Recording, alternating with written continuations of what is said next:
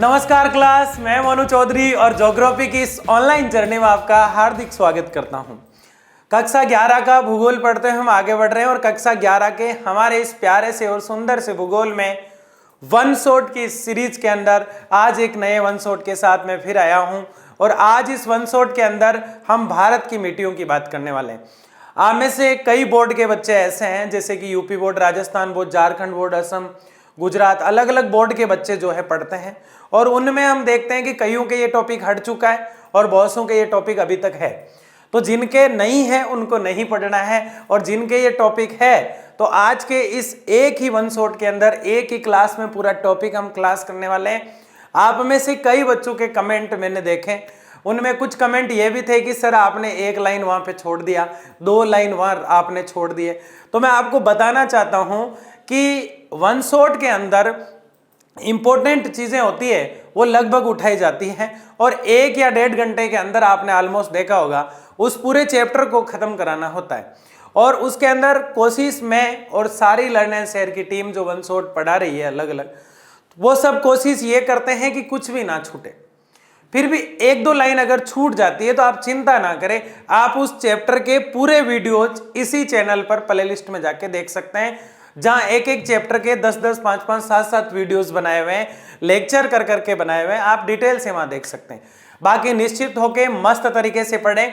जो ये one shot की सीरीज चल रही है, दावा और वादा मैं दोनों करता हूं आपसे, बोर्ड के एग्जाम में इस बार आपके इतने अच्छे अंक आने वाले हैं, डरने की आपको कतई ही जरूरत नहीं है। तो शुरू करते हैं आज के इस वन शॉट को। इंडिया की जो सॉइल्स है, भारत की जो मिट्टियां हैं, उनसे हम शुरू करते हैं और एक एक चीज को बहुत ही बारीकी से पढ़ते हुए आगे बढ़ते हैं। तो मिट्टी वगैरह क्या है, ये देखो हाथ में इन्होंने मिट्टी उठा रखा है। बिना मिट्टी के कुछ भी नहीं है ना, सब कुछ मिट्टी से ही तो है। हमारी जो कृषि है वो मिट्टी पर आधारित है पूरी। अगर काली मिट्टी नहीं होगी तो कपास नहीं होगी, जलोढ़ मिट्टी नहीं होगी तो आदि चीजें, लेटेराइट मिट्टी नहीं होगी तो कॉफी नहीं होगी, चाय नहीं होगी। तो मिट्टी को कई प्रकारों में बांटा गया है, लगभग 8 प्रकारों में इसे बांटा गया है। तो एक एक चीज को हम डिटेल से पढ़ेंगे, लेकिन उससे पहले थोड़ी मिट्टी की तारीफ करेंगे ताकि मिट्टी को भी ऐसा लगे कि वास्तव में लर्न एंड शेयर के बच्चों ने मेरी तारीफ की है, मुझे जाना है, मुझे समझा है। यानी कि अपने राहुल भैया तो कहते ही रहते हैं, आप सुनते ही रहते हो कि मिट्टी बचाओ, मिट्टी बचाओ, मिट्टी बचाओ। तो ये क्या है मिट्टी बचाओ और किस तरह से मिट्टी को बचाना है, ये भी हम लास्ट में बात करने वाले हैं। तो देखिए इस लेक्चर में सबसे पहले हम मिट्टी की कुछ बेसिक बातें हम करेंगे। मिट्टी यानी मृदा यानी रेत, ठीक है ना। धरातल पर, धरातल मतलब पृथ्वी, धरातल मतलब पृथ्वी। हाँ तो समझिए, धरातल से हम इसको पढ़ना शुरू कर रहे हैं। धरातल पर वृक्षों, घास, फसलों तथा जीवन के अनेक रूपों का पोषण करती है। कौन करती है पोषण? मिट्टी करती है भाई साहब। कौन पोषण करती है? यानी धरातल पर, यानी धरती पर, पृथ्वी पर, इस जमीन पर जितनी भी आप घास देख रहे हैं, जितनी भी आप फसलें देख रहे हैं, चाहे वो कपास है, चाहे वो चाय है, चाहे वो कॉफी है, चाहे वो गन्ना है, चाहे वो कोई सी भी फसल है, घास है। घास अलग अलग प्रकार की होती है, टांटिया घास होती है, सेवण घास होती है जिससे परफ्यूम बनाया जाता है, राजस्थान के जैसलमेर के क्षेत्रों में होती है। वृक्ष चाहे वो चीड़ के हो, जिससे रेल की जो पटरियां होती है उसमें जिनको काम में लिया जाता है, चाहे वो सागवान के हो, चाहे वो रोहिड़ा जो डेजर्ट का सागवान कहा जाता है, चाहे वो कोई सा भी वृक्ष हो, चाहे कोई वृक्ष है, चाहे कोई घास है, चाहे कोई फसल है, तीनों में से कोई भी चीज है, तीनों के लिए जरूरी है मिट्टी। धरातल का कोई भी वृक्ष बिना मिट्टी के नहीं उग सकता, कोई भी घास बिना मिट्टी के नहीं उग सकती और कोई भी फसल बिना मिट्टी के नहीं उग सकती। लेकिन कुछ अपवाद होती है, ऐसा नहीं है। जैसे हमने एक पढ़ा था जलावीय, अब आगे अगले साल आप जब 12th में जाएंगे, जब आप पढ़ेंगे जलावीय फसलें, उसमें आप देखेंगे कि ऐसी फसलें भी होती है जो जल में उग जाती है, जैसे कमल का फूल। फसल नहीं कह के उसको बागवानी कह सकते हैं। उसके अलावा कुछ ऐसी होती है जो जमीन से नमी प्राप्त कर लेती है, थोड़ा सा उसको ठंडा मौसम चाहिए। जैसे एक सब्जी हुआ करती है कंकेड़े की सब्जी, उसको हम जब देखते हैं तो वो नमी से, यानी कि जो खेजड़ी की जो टहनियां होती है उस पे उसकी बेल होती है, ना तो उसकी जड़ जमीन में होती है, ना उसको जल की आवश्यकता होती है। तो कुछ फसलें अपवाद हो सकती है, लेकिन मोस्टली वर्बली हम देखेंगे कि अधिकतर फसलें अधिकतर वृक्ष और अधिकतर जितनी भी चीजें होती है, फसल, वृक्ष और घास से संबंधित, सब में मिट्टी की जरूरत पड़ती है लाडले। किसकी जरूरत पड़ती है? मिट्टी की। आगे देखिए, मिट्टी के बिना घास का एक तिनका भी नहीं उग सकता। अगर मिट्टी नहीं है तो एक तिनका भी नहीं उग सकता। फिर क्या करें? फिर मिट्टी को सेव करो। मिट्टी चली कहाँ जाती है? मिट्टी अपर्दन के साथ चली जाती है। अपर्दन क्या? अपर्दन हवा से भी हो सकता है, अपर्दन पानी से भी हो सकता है। जैसे कि पानी की नदी आ रही है और उसके साथ मिट्टी कट कट के जाने लग जाती है, जो जाएगी जहां जाके स्थापित होगी वो तो जलोढ़ हो जाएगी। यानी कि यहाँ मिट्टी है, मैं जहां खड़ा हूं, मान लो कि कोई नदी आई है, यहां से मिट्टी उठकर चली गई, तो ये सेतर जो है यहाँ पे मिट्टी का अपर्दन हो गया। इसको रोका कैसे जा सकता है? इसको वृक्ष लगाकर, पौधे लगाकर, पेड़ लगाकर इसको रोका जा सकता है। तो ये मिट्टी अपर्दन का कारण ही मिट्टी की जो गुणवत्ता है, मिट्टी के जो गुण है, उनका भी ह्रास कर देता है और उस क्षेत्र की जो उपजाऊ मिट्टी है उसको लेकर दूसरे स्थान पर ले जाता है, तो वहां के लिए वो जलोढ़ मिट्टी हो जाएगी। उस मिट्टी को हम क्या कहेंगे? डिटेल से पढ़ने वाले आगे इस चीज को जलोढ़ मिट्टी कहेंगे, क्योंकि वो मिट्टी उठकर जल के साथ लोड होकर उस स्थान पर जाकर स्थापित हो चुकी है। तो मिट्टी के बिना घास का एक तिनका भी नहीं उग सकता। यद्यपि जलीय प्रकृति के पौधे और प्राणी जल में जीवित रहते हैं। ये मैंने जो अभी कुछ देर पहले आपको एक एग्जाम्पल दिया था कमल के फूल का, वो जल के अंदर उगा हुआ रहता है, उसको मिट्टी की आवश्यकता नहीं होती है, क्योंकि उसकी प्रकृति कैसी है? जलीय प्रकृति है। इस पौधे की या इस बागवानी फसल की, बागवानी फसल वो फसल है जिसके अंदर सब्जियां और फल फूल आ जाते हैं। बागवानी फसल, बागवानी फसल जब आप 12th क्लास में अब कुछ ही दिन बाद पढ़ने वाले हैं, जब आप देखेंगे वहां बागवानी फसल आएगा, उसमें फल की बात है, फूलों की बात है, सब्जियों की बात है, आदि बातें जो हैं वो बागवानी कृषि में की जाती हैं। तो बागवानी कृषि का ये एक रूप है जलीय प्रकृति में जिसको हम पढ़ रहे हैं, और वो हमारा है कमल का फूल। फूल ये जल में उग जाता है। और भी कई ऐसी वनस्पतियां होती है जो जल में उगती है, यानी जल के ऊपर तैरती हुई अपना जीवन यापन करती है। पौधे और प्राणी जल में जीवित रहते हैं, परंतु क्या वे जल के द्वारा मिट्टी से पोषक तत्व ग्रहण नहीं करते? क्या आप अनुभव कर सकते हैं? मैं आपसे पूछता हूं कि क्या आप अनुभव कर सकते हैं? आप कैसे अनुभव करेंगे इस चीज को? आप ऐसे अनुभव करेंगे कि जो प्राणी है मिट्टी के अंदर, जो मिट्टी है उससे जल के गुण प्राप्त, मिट्टी के गुण प्राप्त करके जल को लेकर फिर वो अपना जीवन यापन करते हैं। जैसे कमल का फूल है, तो जो पानी है उस पानी के अंदर जो मिट्टी का घुलनशील रवैया दिखाई देता है, उससे वो अपना पोषण प्राप्त करता है। क्या प्राप्त करता है? पोषण। जैसे कि मान लो मैंने अभी कुछ देर पहले एक सब्जी का नाम बताया, कंकेड़े कहते हैं उसको।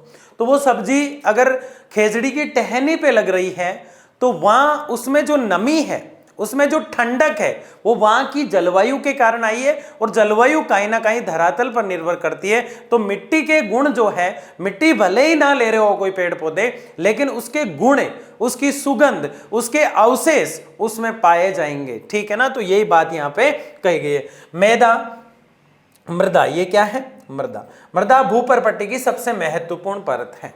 यानी भूपर्पट्टी जमीन जो है वो 3 स्तरों में मिलती है। ABC सह स्तर बोलते हैं इसको। क्या बोलते हैं? सह स्तर। जमीन 3 सह स्तर में मिलती है मेरे प्यारे लाडले, और 3 सह स्तर जो होते हैं उसमें सबसे महत्वपूर्ण जो पहली परत होती है वो एक्चुअल मिट्टी है, और वो मिट्टी जो है वो बहुत महत्वपूर्ण होती है। भूपर्पट्टी का मतलब है भूमि का सबसे पहला हिस्सा। जमीन भी क्रस्ट, क्रोड, मेटल इस नामों से, भूपर्पट्टी के नामों से जानी जाती है। तो सबसे पहले भूपर्पट्टी परत आती है। इसको हम दूसरी वाली किताब के अंदर बहुत डिटेल से पहले देख चुके हैं लेक्चरों के माध्यम से। आप देख सकते हैं लेक्चर जाके, फिर भी वन शॉट के माध्यम से, और आपकी दोबारा अगली बुक में हो जाएगी। आगे देखिए, ये एक मूल्यवान संसाधन है। संसाधन वो होते हैं जो किसी ना किसी रूप में कहीं ना कहीं मानव का कुछ ना कुछ सहयोग कर रहे हो, वो सब संसाधन होते हैं। जैसे मार्कर है, मेरा सहयोग कर रहा है तो वो मेरे लिए संसाधन हुआ। कैमरा है, वो सहयोग कर रहा है तो वो संसाधन हुआ। ये डिजिटल बोर्ड है, सहयोग कर रहा है तो ये संसाधन हुआ। वैसे ही भूमि भी अपने आप में, मृदा जो मिट्टी है वो भी अपने आप में क्या है? संसाधन। आपने जब खनिज को देखा तब आपने देखा होगा कि खनिज जो है वो पहले संसाधन होता है, और प्रत्येक संसाधन खनिज नहीं बन पाता, क्योंकि संसाधन में तो वो सभी आ जाते हैं जो किसी ना किसी रूप में मानव का सहयोग करते हैं। इसलिए जो वस्तु है पहले वो संसाधन कहलाएगी, उसके बाद वो खनिज बन जाती है। ये हम खनिजों में देखते हैं, लेकिन यहां सिर्फ ये संसाधन है।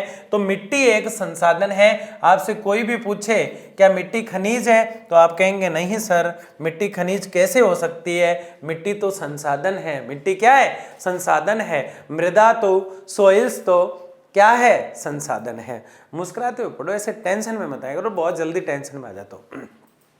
एक दिन थोड़ा सा मिस हो जाए लेक्चर, जब तक टेंशन, जिंदगी में टेंशन क्या कम है, वैसे ही आपकी जिंदगी में इतने बड़े बैग लेके के स्कूल जाना फिर आना, है ना।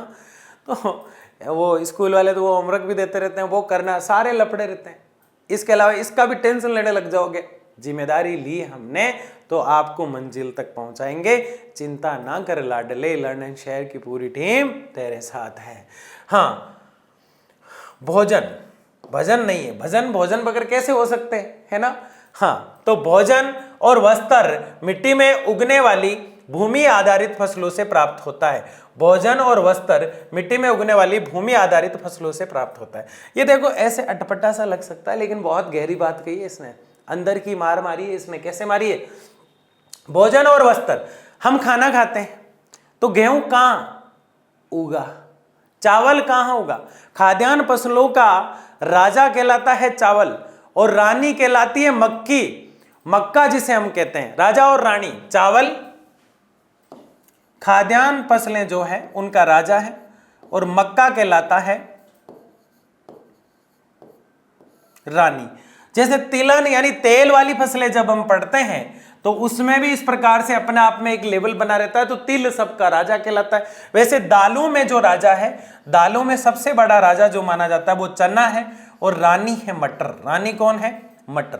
तो कुछ ये बेसिक चीजें अपन को याद करते जाना है, ठीक है ना। इस प्रकार से जैसे कि मसाले जो होते हैं, मसालों का जो राजा होता है उसको हम क्या कहेंगे? रानी तो होगी इलायची। रानी क्या होगी? इलायची। इलायची सारे मसालों की क्या कहलाती है? रानी। और लौंग जो है वो राजा कहलाता है। क्या कहलाता है? राजा। कई लोग काली मिर्च को भी राजा कह देते हैं, वो भी खतरनाक मामले है। सबसे ज्यादा लौंग तो केरल वगैरह में होते हैं, काली मिर्च कहाँ होती है सबसे ज्यादा? काली मिर्च होती है सबसे ज्यादा कर्नाटक में, लाल मिर्च होती है आंध्र प्रदेश में। तो कुछ बेसिक चीजें याद करना है। तो ये जितनी भी फसलें मैं आपको बता रहा हूं, चाहे वो तेल वाली है तो तिलहन है, दाल वाली है तो दलहन है, तो ये दलहन, तिलहन, खाद्यान्न जितनी भी फसलें होती है भोजन में काम आ रही है कि नहीं आ रही है? तो ये भोजन वाली जो फसलें हैं ये कहाँ उगी थी बताओ मुझे? ये मिट्टी में ही तो उगी थी। कहाँ उगी थी बताओ? मिट्टी में ही तो उगी थी ना। तो जितना भी भोजन हमारा है वो सारा का सारा मिट्टी पे। अब एक नगदी फसल होती है कपास, नगदी फसल यानी केस, नगदी मतलब केस वाली, केस पैसा कमा के देती है। एक होती है जूट। अब कपास हो चाहे जूट, दोनों के दोनों ही मिट्टी पे ही होते हैं। तो मिट्टी से ही, इन कपास से क्या बनेगा? कपास से बनेगा सूती वस्त्र। क्या बनेगा? सूती वस्त्र। तो सूती वस्त्र कोई पहनता है तो कपास से, और कपास किस पर उगी थी? मिट्टी पर उगी थी। किस पर उगी थी? मिट्टी पर। तो बताओ वस्त्र मिलते कि नहीं मिलते मिट्टी से? तो चाहे भोजन हो, इतनी सारी फसलें हमने देखी है, चाहे भोजन हो या चाहे वस्त्र हो, दोनों के दोनों भूमि पर आधारित है, मृदा पर आधारित है, मिट्टी पर आधारित है। किस पर आधारित है? मिट्टी पर। बताओ समझ में आ रहा है कि नहीं आ रहा है? पक्का आ रहा है ना? ठीक है ना। इसमें मजा हो। ये तो ऐसे ही हो गई है ना, ये कुछ छोटी सी पुंसी हो रही है, फिर कब पुंसा हुआ पता ही नहीं चला, है ना। कुछ गड़बड़ है यहाँ पे। आज लोग इसको देख रहे हैं, इसको क्यों देख रहे हो? मैं मिट्टी पढ़ा रहा हूं, उसको देखो, ठीक है ना। हाँ, दैनिक आवश्यकताओं की पूर्ति के लिए, अपने जिंदगी में जितनी भी आवश्यकताएं होती है उनको पूरा करने के लिए मिट्टी का योगदान है। अब कोई कहेगा साहब मैं तो बीड़ी पीता हूं, उसमें मिट्टी का कैसे योगदान है? बताओ सर। बीड़ी बनी बीड़ी जो है उसका पत्ता होता है तेंदू का पत्ता। बीड़ी जो होती है उसका पत्ता किसका पत्ता होता है? तेंदू का पत्ता। तेंदू के पत्ते से बीड़ी बनाई जाती है, और इसके अंदर डाली जाती है तंबाकू। तो ये दोनों ही जमीन पे हुए कि नहीं हुए? तंबाकू तो फसल है, तेंदू पेड़ है, दोनों जमीन पे हुए ना। तो आप वाली बीड़ी का भी किसका योगदान है? इस मृदा का है, ठीक है ना। अब ऐसे कह सकते हैं बच्चे सारे अच्छे हैं, कोई दिक्कत नहीं है। किसी ने गलत कहा है कि बच्चे भगवान के रूप होते हैं, बच्चे शैतान के रूप होते हैं। बच्चे किसके रूप होते हैं? बच्चे बड़े बदमाश होते हैं, ये सच है, ठीक है ना। आप तो खुद जानते हो आप कितने बदमाश हो, ठीक है ना। दैनिक आवश्यकताओं की पूर्ति के लिए हम जिस मिट्टी पर निर्भर रहते हैं उसका विकास हजारों वर्षों में होता है। अपने एक दिन हम रोज जिस मिट्टी पर आधारित होकर अपना जीवन जीते हैं, उस मिट्टी को बनाने में सालों लगे हैं, उस मिट्टी को बनने में सालों लगे हैं, कई साल लग गए उसको बनने में, जब जाके दैनिक आवश्यकताएं पूर्ति हो रही। अपक्षय और कर्मांगण के विभिन्न कारक जनक सामग्री पर कार्य करके मृदा की एक पतली परत का निर्माण होता है। मिट्टी जो होती है कई स्तरों से गुजरती है, जिसे हम संया स्तर कहते हैं, ABC नाम से इनको पढ़ा जाता है, और अलग अलग रूपों से इसकी डिटेल जो है वो दूसरी वाली बुक में एक चैप्टर पूरा है मृदा से संबंधित दिया हुआ है, और उसके अंदर और डिटेल से हम देखेंगे। तो संया का मतलब ABC संया बने होते हैं। तो मिट्टी जिस रूप में हमें मिलती है वो उस रूप में नहीं थी, वो कई स्थितियों से गुजरी है, जब जाके वो हमें इस रूप में दिखाई देने लगी है। ठीक है, आगे बढ़ते हैं। मृदा सेल, मलवा और जैव सामग्री का सम्मिश्रण होती है। सेल मतलब, सेल तो जानते ही हो रहे हैं आसानी से, पृथ्वी के अंदर से, ये पृथ्वी है हमारी, ये क्या है हमारी, यहां बना देता हूं मैं, ठीक है ना, आसानी से समझ पाओगे आप। ठीक है, देखो कैसे बनी मिट्टी, सर कैसे बनी बताइए दो। ये हमारी पृथ्वी है, ये हमारी क्या है, पृथ्वी। इसके अंदर से, अंदर है गर्म पदार्थ, इसके अंदर क्या है, गर्म पदार्थ। ये गर्म पदार्थ जो है ये तरल अवस्था में है, यानी लिक्विड फॉर्म में है, पानी की तरह है गर्म। ये जब बाहर आता है इस प्रकार से, बाहर निकलना शुरू करता है, इस प्रकार से धीरे धीरे बाहर आना शुरू कर देता है, इस प्रकार से। कौन बाहर आ रहा है बताओ मुझे? पृथ्वी के अंदर जो तरल पदार्थ है वो धीरे धीरे इस प्रकार से बाहर आ रहा है। तब ये बाहर आ रहा है, तब इसे हम कहेंगे मैग्मा। क्या कहेंगे इसे? मैग्मा। और कुछ दिनों बाद ये ठंडा हो जाता है, तब इसे हम कहेंगे लावा। इतना कोई बड़ी बात नहीं है। तरल और गर्म पदार्थ पृथ्वी में छेद कर देता है, अंदर की आग बाहर आ रही है, मतलब अंदर की आग मतलब ज्वाला, और मुख बना दिया इसने, या छेद बना दिया, तो इसे कहेंगे मुखी। तो पृथ्वी के अंदर से ज्वालामुखी आ रही है। पृथ्वी के अंदर से कौन आ रही है? ज्वालामुखी आ रही है। इसी को ही तो हम ज्वालामुखी कहते हैं। पृथ्वी का तरल और गर्म पदार्थ पृथ्वी में छेद करके बाहर आ रहा है, इसको हम ज्वालामुखी कहते हैं। जब ये बाहर आ रहा है, गर्म है, तब तक मैग्मा है, और ठंडा होते ही लावा है। ठंडा होते ही क्या है? लावा है। और ये लावा जो है यहाँ पे इस प्रकार से कणों के रूप में जम जाया करता है, कणों के रूप में जम जाया करता है इस प्रकार से। तो इसको हम कहते हैं, ये जो आग थी ये जम गई, इसलिए इसको कहेंगे आग्नेय चट्टान। इसको क्या कहेंगे? आग्नेय चट्टान। और इस आग्नेय चट्टान से कुछ कण जो होते हैं उड़ उड़कर, कण मतलब कचरा, कचरा मतलब अवसाद, कुछ अवसाद जो है उड़ उड़कर आगे की तरफ चले जाते हैं। ये आग्नेय इसलिए कहला रही है क्योंकि ये मैग्मा और लावा जो है आग ही तो थे, क्योंकि ज्वालामुखी पृथ्वी की आग ही तो है तरल रूप में। अब जो आग्नेय चट्टान बनी है, वो जो आग्नेय चट्टान है उसमें हम ये देख रहे हैं कि इसके कण जो है, इसका कचरा जो है, इसका अवसाद जो है, इसका अवसाद जो है, इससे याद होती है अवसादी चट्टान। क्या याद होती है?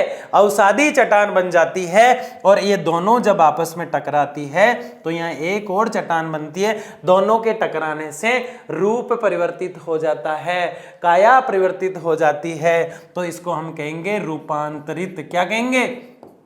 रूपांतरित या कायांतरित चट्टान। तो ये जितनी भी चट्टानें बनी है, इनके कुछ कण टूट टूट कर सर कितनी बार टूट कर, बहुत बार टूट कर बिल्कुल बारीक कचरा हो जाता है, और वो कहलाती है मिट्टी। तो फिर बताओ, सेलें जो है उनसे मिट्टी बनी कि नहीं बनी? सेलें कौन सी? आग्नेय सेल, अवसादी सेल, कायांतरित सेल। कायांतरित को ही रूपांतरित कहते हैं। तो बताओ, चट्टानें जिसे हम कहते हैं, सेल जिसे हम कहते हैं, या रोक कह सकते हैं, या पत्थर कह सकते हैं। पत्थर, चट्टानें, रोक या सेलें एक ही बात है। तीन होती है, आग्नेय, अवसादी, कायांतरित, और ये है मतदान। ये क्या है? मतदान किया आपके सर ने, ये मतदान है। ठीक है ना। तो आग्नेय अवसादी और कायंत्रित जो चट्टानें हैं उनके कचरे से मिट्टी बनती है। इसलिए मेरे प्यारे लाडले यहाँ पे लिखा गया है कि सेलों से भी मिट्टी बनती है और इसका कचरा जो है वो मलबा कहलाएगा, इस मलबे से भी बनती है। और जैव सामग्री कुछ जीव जो है उनसे भी, तो एक मान लो कि कुछ एक चिड़िया खत्म हो गई, धीरे धीरे चिड़िया पाउडर बन गई, बनती है कि नहीं कई सालों बाद। आप सोचो यार सर चिड़िया मरी 1 महीने पहले, देखा हमने पाउडर बनी नहीं, पागल बना रहा हो आप तो। अरे जैव सामग्री पागल नहीं बना रहा हूं मैं, जैव सामग्री से भी कचरा बन जाता है। और जब जीवाश्म यानी जीवों के अवशेष पृथ्वी के नीचे दबते ही जाते हैं तो बड़ी खतरनाक चीज बनती है, पेट्रोल बन जाता है। क्या बन जाता है? पेट्रोल बन जाता है ना। ज्यादा नीचे दबती जाती है। 1 साल की बात नहीं, मैंने बताया ना ज्योग्राफी में 1, 2, 4, 5 साल का तो कोई मतलब ही नहीं है, कई सालों की बात होती है, ठीक है ना।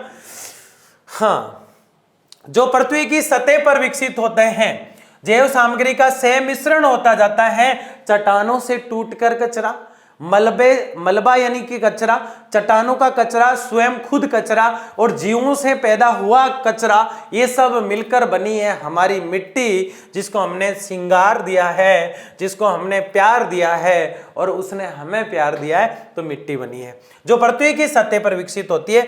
मृदा निर्माण को प्रभावित करने वाले, मिट्टी जो है उसके निर्माण को प्रभावित करने वाले प्रमुख कारक, मिट्टी जो है उसको कौन डिस्टर्ब कर सकता है, कौन सपोर्ट कर सकता है, वो उसके अलाइनमेंट कहलाएंगे, कारक कहलाएंगे, तत्व कहलाएंगे। कुछ भी पूछा जा सकता है कि मिट्टी को कौन प्रभावित करता है, वो तत्व कौन से हैं या कारक कौन से हैं या अलाइनमेंट कौन से हैं, तो एक ही बात है, जो डिस्टर्ब और सपोर्ट कर रहे हैं वही है।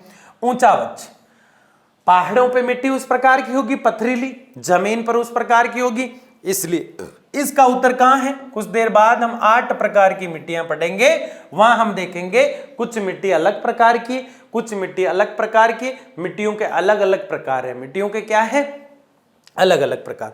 सामग्री वनस्पति तथा अन्य जीव रूप में, समय इनके अतिरिक्त मानवीय क्रियाएं, मिट्टी जो है अलग अलग रूप में पाई जाती है, कई बारीक पाई जाती है, कई बालू पाई जाती है, कई नमी वाली मिट्टी पाई जाती है, अलग अलग प्रकार मिट्टी के देखने को मिल जाते हैं। आगे बढ़े, अब आ रही बहुत ही प्यारी सी चीज जिसका बेसब्री से इंतजार है मेरे प्यारे लाडलों को। भारतीय मिट्टी अनुसंधान जो संस्थान है, जो मिट्टी पर चर्चाएं करता है, जो मिट्टी से संबंधित बातें करता है, उसने भारत की मिट्टियों को 4+4 8 रूपों में बांटा है। किसी को काली नाम दे दिया, किसी को पीली नाम दे दिया, कोई लेटी हुई थी तो लेटेराइट नाम दे दिया, कोई पानी के साथ लोड होकर आ रही थी तो जल के साथ लोड तो जलोड मिट्टी दे दिया। ऐसे कई नाम दे दिए, किसी को अलग नाम, किसी को अलग थलग नाम, कई नाम इसको दे दिए। लेकिन भारतीय मिट्टी अनुसंधान संस्थान कहता है कि प्यारे लर्निंग शेयर के बच्चों, जो बात है वो 8 है। कितनी बात है? 8 चीजों को पढ़ना है, 8 मिट्टियों को पढ़ना है। कौन बांट रहा है? भारतीय कृषि अनुसंधान परिषद ICAR ने भारत की मिट्टियों को 8 भागों में बांटा है। कितने भागों में? 8। सर याद रहेगा कि नहीं रहेगा? एग्जाम में रह जाएगा भाई। ये मिट्टी लिख रहा हूं ना मैं, ये मिट्टी का जो टै है ना, ये बताओ 8 की तरह दिख रहा है कि नहीं दिख रहा है? दिख रहा है ना, तो इससे याद रख लेना बस, और कोई तरीका नहीं है इसका, सीधा सिंपल तरीका है ना। सर 9 होती तो कैसे याद कराते? 9 होती तो मैं इसको हटवा देता, मैं कहता ऐसे याद कर लेना है, ठीक है ना, ये आसानी से याद हो जाता। 8 की तरह दिख रहा है, डबल टी जो लिखा हुआ है, ठीक है ना। हाँ, 8 प्रकार की मिट्टी, जल के साथ वाली जलोढ़ है, काली वाली काली है, और एक काली को देख के उसको गुस्सा आता है तो वो लाल पीली होती है, ऐसे याद रखना है। जल के साथ आई जो कैसी है? जलोढ़। एक देखने में बिल्कुल काली दिखाई देती है, बिल्कुल काली ऐसी, इस टी शर्ट के कलर जैसी काली दिखाई देती है। एक उस काली को देख के लाल पीली हो जाती है ना, होती है कि नहीं होती? देख काली है तो लाल पीली हो जाती है उसको देख के, है ना। हाँ, एक लेटी हुई लेटेराइट है, और एक पर्वतों वाली है तो पर्वतीय है।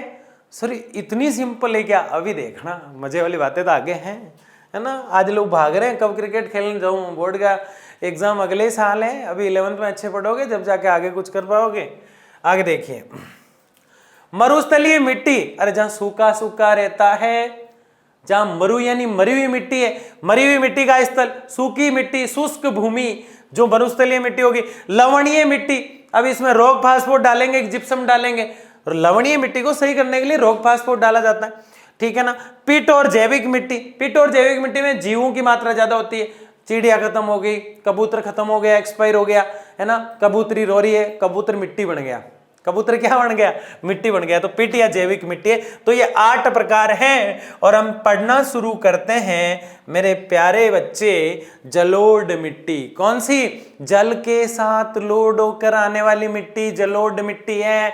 इससे सिंपल कोई परिभाषा नहीं हो सकती। जल के साथ लोड होकर, बैठकर या घुलकर या उसके साथ मिलकर एक किसी स्थान से आकर दूसरे स्थान पर आके अपना जमाव कर लेती है, जलोढ़ मिट्टी कहलाती है। कौन सी मिट्टी कहलाती है, जलोढ़ मिट्टी। पढ़ते हैं जलोढ़ मिट्टी को, ये देखो ऐसी दिखाई देती है ना। हाँ, आधे बच्चे कमेंट करें जलोढ़ मिट्टी का बोलकर गोबर की इमेज दे दी यहाँ पे, है ना। अरे गोबर नहीं है, जलोढ़ मिट्टी है। देखो कैसे ऐसी होती है, कचरा तो ऐसा ही होता है। जलोढ़ मिट्टी भारत प्रमुख के कुल भौगोलिक क्षेत्रफल के लगभग 22% भाग पर इस मिट्टी का फैलाव है। कितने भाग पर है, 22% भाग पर। कौन सी मिट्टी है भाई 22% भाग पर, जलोढ़ मिट्टी है भाई 22% भाग पर। कौन सी मिट्टी, जलोढ़। क्या कह रही है जलोढ़ मिट्टी, इस मिट्टी के क्षेत्र उत्तर का विशाल मैदान, क्यों है उत्तर के विशाल मैदान में, और तटवर्ती मैदान, ये दोनों क्षेत्र क्यों है। बहुत शानदार तरीके से समझाता हूं आपको, है ना, कि ये दोनों जगह क्यों है। पहले समझ लो क्या लिखा है। ये कह रहा है जलोढ़ मिट्टी जो है वो भारत में जितनी, मान लो कि भारत में 100% मिट्टी है, उसमें से 22% जगह पर आपको, भारत पूरा 100 बीघे में है तो 22 बीघा क्षेत्र में आपको जलोढ़ मिट्टी दिखेगी। कौन सी मिट्टी दिखेगी, जलोढ़। ये कहां मिलेगी, उत्तर का विशाल मैदान और तटवर्ती मैदान। तो मैं इसको समझाता हूं आपको। ये अपना सुंदर सा भारत का उत्तरी हिस्सा, और ये जो क्षेत्र है ये ऊपर का पर्वतों का क्षेत्र है। इन पर्वतों को हमें नहीं पढ़ना है। यहाँ पर्वत खत्म हो जाते हैं, शिवालिक पहाड़ियाँ खत्म हो जाती है, और यहाँ से कुछ पंख की आकृति का जो भारत दिखाई देता है, ये वाला क्षेत्र, ये हमारा उत्तरी मैदान है। ये हमारा क्या है, उत्तरी मैदान है। ये जो पंख की आकृति का भारत बीच में से दिखाई देता है, ये हमारा उत्तरी मैदान है। और इस उत्तरी मैदान में ये आ रही है हिमालय से नदियां, इधर से ब्रह्मपुत्र नदी असम, अरुणाचल प्रदेश, असम होते हुए नीचे की तरफ जा रही है। इधर से गंगा आ रही है, उत्तराखंड की पहाड़ियों से यहाँ से आ रही है गंगा। इधर से सिंधु आ रही है, इधर से जो है सतलज आ रही है। ढेर सारी नदियां आके इस क्षेत्र की जितनी भी मिट्टी होती है, उस मिट्टी को, इस क्षेत्र की जितनी भी मिट्टी होती है उस मिट्टी को ला के यहाँ बिछा देती है, यहाँ बिछा देती है। और यहाँ जो क्षेत्र बनेगा वो उत्तरी मैदान का क्षेत्र जो है, जहाँ जल के साथ आने वाली मिट्टी होने के कारण ये जलोढ़ मिट्टी वाला क्षेत्र है। तो यहाँ क्या लिखा है मेरे प्यारे बच्चे, उत्तर का विशाल मैदान, यानी उत्तर का जो विशाल मैदान है वहां पे जो मिट्टी है वो जलोढ़ मिट्टी है। कौन सी मिट्टी है, जलोढ़ मिट्टी है। क्यों, जैसे कि ये मेरा सिर जो है, इसको आप हिमालय मान लो, हिमालय से नदियां निकली इस प्रकार से, तो रास्ते में जो भी मिट्टी आ रही है उसको लेती हुई जाएगी, सारी नदियां जा रही है, जितनी भी मिट्टियां हैं उनको लेती हुई जाएगी, जल के साथ लोड हो जाएगी सारी मिट्टियां। अब ये नदियां आई और यहां तक आते आते खुला मैदान आ गया।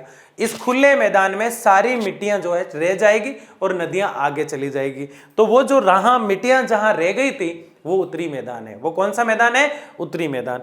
अब सारी मिट्टी उसने नहीं छोड़ी थी, वो बड़ी चोरी करने वाली नदी निकली, कुछ मिट्टी अपने साथ यहां से ले गई और कुछ रास्ते में और ले गई, और लास्ट में ये तो उत्तरी भारत था, ये हमारा दक्षिणी भारत है। ये कौन सा भारत है, दक्षिणी भारत।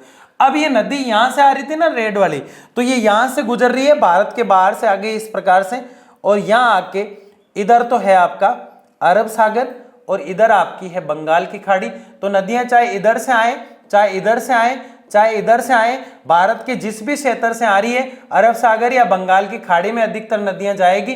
और ये भारत का मैंने निचला प्रायद्वीपीय क्षेत्र बनाया है, भारत का निचला हिस्सा, ठीक है ना। तो ये नदियां क्या करेगी, इस अरब सागर में और बंगाल की खाड़ी में अपना पानी गिराएगी, तो पानी के साथ जो है जो मिट्टी थी उसको यहीं छोड़ देगी, क्योंकि यहाँ डेल्टा बनाएगी। डेल्टा का मतलब जहाँ नदियां धीमी होती है वहाँ डेल्टा बनता है। तो ये पानी जो है इसके साथ वाली मिट्टी यहाँ रुक जाएगी, तो इसको हम जल के साथ आने के कारण जलोढ़ मिट्टी कहेंगे। तो बताओ ये तट है ना, ये क्या कहलाएंगे, भारत का ये वाला हिस्सा बता रहा हूं मैं आपको जो दक्षिणी हिस्सा कहलाता है। यहाँ भारत के जल है चारों तरफ ही, इसलिए भारत प्रायद्वीप कहलाता है। तो यहां कोई नदी आके रुकी है तो यहां मिट्टी जो स्थापित होगी वो कौन सी होगी, जलोढ़ मिट्टी होगी। तो ये तट कहलाएंगे, क्या कहलाएंगे, ये तो आपका पश्चिम तट है और ये आपका पूर्वी तट है। तो इन तटों पर मिट्टी कौन सी होगी, जलोढ़ होगी। तो देखो तटवर्ती मैदान यानी इस और इस क्षेत्र के लिए प्रयोग हुआ है। अभी भी कोई ऐसा है क्या जिसको समझ में नहीं आया, बताओ। डाउट ग्रुप में मैसेज डालेंगे, सर जलोढ़ मिट्टी क्या है। भारत के 22% भाग पर जलोढ़ मिट्टी है और जलोढ़ मिट्टी की खास बात यह है कि भारत के उत्तरी मैदानों में मिलेगी और उसके अलावा तटवर्ती क्षेत्रों में मिलेगी। ये तटवर्ती क्षेत्र और कुछ भी नहीं है, आगे समझ में।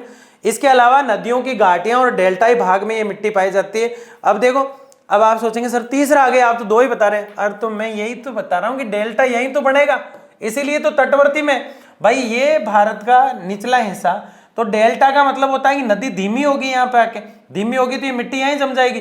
तो डेल्टा क्षेत्र में भी जम गई और तट में भी जम गई, दोनों में जम गई, ठीक है ना। आ रही बात समझ में, तटवर्ती क्षेत्र, डेल्टा क्षेत्र, नदी घाटी क्षेत्र, उत्तरी मैदान। आप तो सिर्फ उत्तरी मैदान और तटवर्ती मैदान याद रख लो, दिमाग में रटने वाली चीज है ही नहीं। ज्योग्राफी अगर कोई रटता है, भूगोल को अगर कोई रटता है तो सीधा सीधा उसका मर्डर है। किसका, भूगोल का, और वो मैं होने नहीं दूंगा, ठीक है ना। आगे देखिए, बाग में यही मिट्टी पाई जाती है। आगे देखिए, इस मिट्टी का निर्माण नदियों द्वारा लाए गए तलछट के निक्षेपण से होता है। ये क्या आ गया सर, अरे तलछट का मतलब है ये जो जमीन जो है उसके तल से, पूरी जमीन की जो मिट्टी है उसको छट करते ही, पूरे तल से मिट्टी को छट करते ही, समझ रहे हो, पूरे तल से मिट्टी को छट करते ही दूसरे स्थान पर लाके पटक देती है, मतलब निक्षेपण कर देती है। निक्षेपण का मतलब होता है जमाव। तलछट एक स्थान से उठाकर ले जा रही है, तलछट से छट करते ही, फट करती है ना, हाँ, और दूसरे स्थान पर ले जाके स्थापित कर देती है, जमाव कर देती है, तो निक्षेपण कहलाता है। क्या कहलाता है, निक्षेपण। ये एक क्षेत्रीय मिट्टी है। जलोढ़ मृदा के 2 भेद। जलोढ़ जो मिट्टी है उसके 2 भेद दिखाई देते हैं, एक तो खादर होता है, एक बांगर होता है। मैं आपको समझाता हूं, ध्यान से समझना। जैसे ये नदी आ रही है, ये चल रही है, यहां से थोड़ी सी और तेज चली, इस प्रकार से देखो, ये इसी की आकृति बना रहा हूं मैं, यहां से थोड़ी खुल के चली या और ज्यादा खुल के चली यहां पे, ठीक है ना। ध्यान से समझने वाली बातें हैं सारी की सारी। हाँ, तो खादर कौन होगा इसमें और बांगर कौन होगा, नवीन जलोढ़ यानी मिट्टी जो है वो यहां आगे गई, नदी जो है आगे गई और वापिस आ गई, नदी फिर आगे गई और वापिस आ गई, तो ये नया नया क्षेत्र बन रहा है। ये तो अब सूख रहा है ना, नदी तो फिर वापिस इधर आ गई, नदी वापिस नदी में आ जाएगी, थोड़ी दूर गई। जैसे आपने कभी देखा कि पानी ऐसे बह रहा है नाली में से, तो पानी कभी कभी नाली के बाहर चला जाता है, लेकिन पानी की सीमा तो वही थी ना जहां पानी बह रहा है। तो जो पानी बाहर गया था वहां जो मिट्टी बन जाएगी, वो जो मिट्टी का क्षेत्र होगा उसे हम खादर कहेंगे। और जो हमेशा मिट्टी, नाली कभी कभी पानी कम आता है तो नाली भी सूख जाती है आसपास से, तो जो नाली पास पास से सूखी है वो तो बांगर है। वैसे ही नदी को समझ सकते हैं, नदी जा रही है और नदी का पानी उफान पे, नदी दूर दूर तक फैल गई इस प्रकार से, लेकिन पानी कम हुआ, नदी पास आ गई। तो ये जो क्षेत्र बना ये क्या है, सबसे पहला वाला खादर, ठीक है। और फिर और पास में आई तो एक और बना है तो बांगर। तो ये दोनों ही नदी की जो नदी का जो क्षेत्र होता है उसके आसपास का पानी का क्षेत्र है, खादर और बांगर। इससे डरना नहीं है, खादर और बांगर अपने ही घर के आदमी है, इनसे नहीं डरना है, ठीक है ना। हाँ, समझ में आ रहा है कि नहीं आ रहा है। कमेंट, प्यारा सा कमेंट पक्का आना चाहिए कि मैंने यहाँ तक वीडियो देखा है सर और मुझे यहाँ तक समझ में नहीं आया है। आ गया क्या, लिख दो आ गया, है ना। इस मिट्टी में नाइट्रोजन, फास्फोरस और ह्यूमस होता है। मैं तो कहता हूं वो मिट्टी ही नहीं है जिसमें ये नहीं होता है, ये होना चाहिए। नाइट्रोजन गैस, फास्फोरस और ह्यूमस। सौर ऊर्जा में भी काम आता है फास्फोरस, जब भी तो सौर पैनल काम कर पाता है, इलेक्ट्रॉन निकाल पाता है फास्फोरस से। ह्यूमस का मतलब होता है नमी। अब आप समझे नहीं, ह्यूमस नमी दोनों ही नहीं समझे। जैसे आप जैसलमेर राजस्थान जाते हैं तो वहां से एक मुट्ठी भर आप मिट्टी उठाएंगे तो वो बहुत गर्म है, उसमें नमी नहीं है। आप हिमाचल प्रदेश चले जाइए, वहां से एक मिट्टी उठाइए एक मुट्ठी भर के, उसमें नमी है, मतलब गीलापन। गीलापन का होना और ना होना ही ह्यूमस कहलाता है। क्या कहलाता है, तो ह्यूमस की कमी मतलब गीलापन की कमी है। परंतु इस मिट्टी में पोटास और चूना पत्थर का अंश पर्याप्त मात्रा में पाया जाता है। जिस मिट्टी में चूना और पोटास पाया जाता है और नाइट्रोजन, फास्फोरस एवं ह्यूमस नहीं पाया जाता है, वो मिट्टी अच्छी होती है, क्योंकि इसके जो गुण है, इन तीनों में जो गुण है वो इनसे बढ़कर पोटास और चूने में है। जिसमें पोटास और चूना नहीं है और नाइट्रोजन और फास्फोरस और ह्यूमस की भी कमी होती है, वो मिट्टी किसी काम की नहीं होती है। लेकिन ये तीनों नहीं भी और ये पोटास और चूना है तो मिट्टी अच्छी होती है।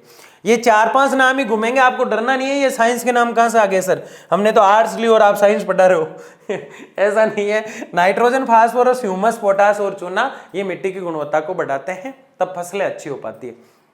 आपने देखा ना, पालक का टेस्ट अलग आता है, भिंडी का टेस्ट अलग आता है, अमरूद का टेस्ट अलग आता है, आम का अलग आता है। वो कैसे हो पाता है?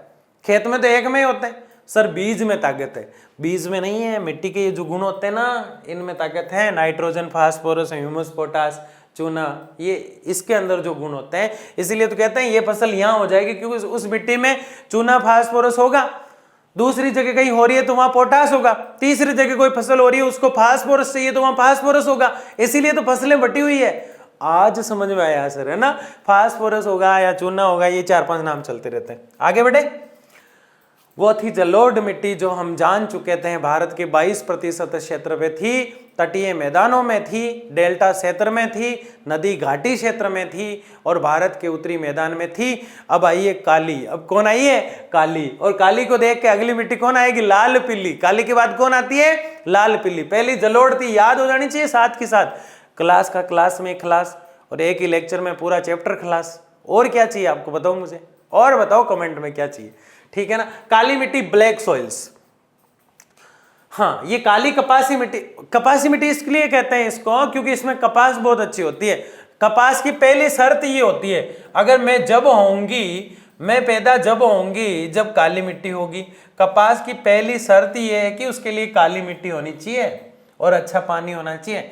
तो काली कपासी मिट्टी कह सकते हैं ना इसको। इसका दूसरा नाम रेंगुर भी मिलता है। क्या मिलता है? रेंगुर। तो काली मिट्टी के 2 नाम मिले अब तक, एक तो कपासी मिट्टी, तो काली कपासी मिट्टी, काली कपासी मिट्टी और रेंगुर मिट्टी। काली कपासी मिट्टी और रेंगुर मिट्टी किस मिट्टी के नाम है? काली मिट्टी के नाम है। किस मिट्टी के नाम है भाई? काली मिट्टी के नाम है। ये मिट्टी कपास की खेती के लिए विश्व विख्यात है। ये तो हम चिल्ला चिल्ला के पहले ही बता ही रहे थे, विश्व विख्यात है ना? कपास के लिए विख्यात है, यानी बहुत प्रेम है दोनों में, कपास और काली मिट्टी में। कपास तो कहीं मैं आऊं ही नहीं, बाहर ही नहीं आऊं मैं तो रूम से, जब तक काली मिट्टी नहीं दिखे, इतना प्रेम है। और एक वो अगली है, लाल पीली होती रहती है, इसको देख के अगली मिट्टी लाल पीली। ये मिट्टी कपास की खेती के लिए विख्यात है। इस मिट्टी का विस्तार आप देखेंगे तो आपको उत्तर के मैदानों में भी दिखेगा। अब आप कहेंगे सर जलोढ़ मिट्टी जो है वो भी तो उत्तर के मैदानों में थी, ये कैसे हो सकती है? मुझे बताओ, जहां बाजरा होगा वहां गंवार नहीं हो सकती क्या? जहां गेहूं होंगे वहां जौ नहीं हो सकते क्या? हो सकते हैं ना? तो मिट्टियां साथ साथ क्यों नहीं हो सकती? तो देखिए कहाँ होगी, ये महाराष्ट्र में होगी, गुजरात में होगी, महाराष्ट्र में होगी और गुजरात में होगी ना। नक्शा जब भी मैं बनाने की कोशिश करता हूँ, ये प्यारा डिजिटल बोर्ड कहता है बच्चों को इतना मत समझो IAS वाईएस निकल जाएंगे। महाराष्ट्र, गुजरात, ठीक है ना? भारत का ये वाला क्षेत्र जो है, यहाँ पे ये मिट्टी मिलेगी। महाराष्ट्र, गुजरात, कर्नाटक, मध्य प्रदेश, आंध्र प्रदेश, तमिलनाडु, दक्षिण पूर्वी राजस्थान। आपको ये दक्षिण, दक्षिण, उत्तर वगैरह कुछ याद नहीं करना है, आपको सीधा याद रखना है कि गुजरात, महाराष्ट्र, मध्य प्रदेश, आंध्र प्रदेश, गुजरात, ऐसे याद करना है। गुजरात, महाराष्ट्र, मध्य प्रदेश, आंध्र प्रदेश, राजस्थान प्रदेश, ऐसे याद कर लो ना। राजस्थान को भी राजस्थान प्रदेश। अब कौन रहा? कर्नाटक और तमिलनाडु, ऐसे याद कर लो। कौन सी मिट्टी? काली मिट्टी। एक रजिस्टर और पेन लेके बैठना वीडियो पूरा देखने के बाद, और वहां लिखना मिट्टियां 8 प्रकार की। पहली जलोढ़ 22% इस क्षेत्र में यहाँ पाई जाती है, काम खत्म, ठीक है ना? उसके बाद जलोढ़ को जैसे ही पढ़ोगे, उसके बाद लोड नहीं लेना है, तुरंत काली पे चले जाना।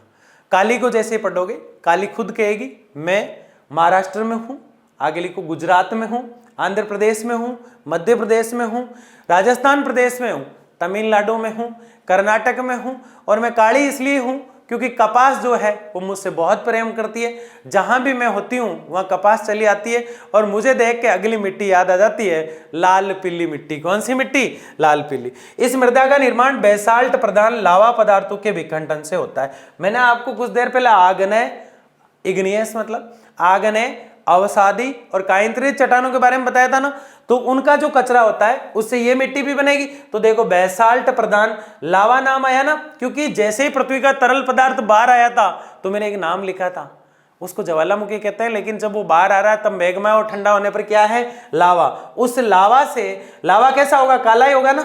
पृथ्वी अंदर से जो तरल पदार्थ है पृथ्वी का वो तो काला ही होगा ना, तो उससे मोस्टली मिट्टी जो बनेगी वो कौन सी बनेगी? ये काली मिट्टी। काली मिट्टी बनेगी मोस्टली उससे। कैसी बनेगी? काली मिट्टी। तो काली मिट्टी बेसाल्ट चट्टान और लावा से, और उसमें क्या याद रखना है? पहले वाली में जलोढ़ मिट्टी के अंदर उसमें पोटास, चूना आदि होता है और ह्यूमस वगैरह की कमी होती है ना, फास्फोरस की, नाइट्रोजन की कमी होती है और चूना पोटास की अधिकता होती है। जलोढ़ 22%, उत्तरी मैदान, तटवर्ती 76, डेल्टाई 76, नदी डेल्टा 76 में मोस्टली देखने को मिलती है। और नाइट्रोजन, फास्फोरस आदि चीजों के साथ चूना और पोटास उसमें याद रखना है। और काली मिट्टी तो मैंने बहुत डिटेल से आपको बता दी, बस काली को प्यार से रेंगूर बुला देते हैं, काली को प्यार से रेंगूर बुला देते हैं, ठीक है ना। लाल पदार्थ के विघटन से इसका निर्माण होता है। किससे बनती है काली मिट्टी? बेला से बनती है। किससे बनती है? बेला से बनती है। बे फोर बेसाल्ट और ला फोर लावा। आपको वैसे ही याद हो जाएंगे रे, ट्रिक करने की जरूरत ही नहीं है, आराम से याद हो जाएंगे। आगे बढ़ते हैं। हाँ, इसके काला होने का मुख्य कारण क्या है? धूप में घूमती होगी। देखिए क्या है मुख्य कारण है, लोहा और एल्यूमिनियम पाया जाएगा इसमें। लोहा और एल्यूमिनियम के गुण, ऐसा नहीं कि लोहा निकाला, उसके अंदर मैग्नीज कोका डाला और तुरंत गर्म किया और लोहा इस्पात बना के पंखा चला दिया, ऐसा नहीं है।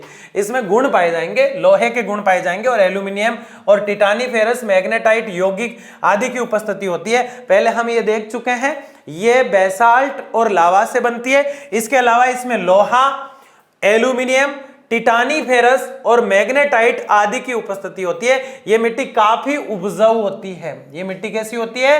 काफी उपजाऊ होती है, बहुत अच्छी होती है भाई साहब। इसलिए तो कपास होती है इसमें। इसलिए क्या होती है इसमें? कपास होती है, बहुत उपजाऊ होती है। इसकी जल धारक क्षमता, जल ग्रहण करने की जो इसकी क्षमता है वो बहुत ज्यादा है। पानी को जो है सोच लेती है पूरा, यूं है ना। इस मृदा के ऊपरी परत के सूख जाने के बावजूद निचली परत में नमी बरकरार रहती है। खतरनाक मिट्टी है, बहुत डेंजर लुक दिखा रही है तो, है ना। क्या कह रही है? ये कह रही है कि मैं मतलब ऊपर से सूख भी गई ना तो नीचे से मेरे अंदर नमी रहेगी।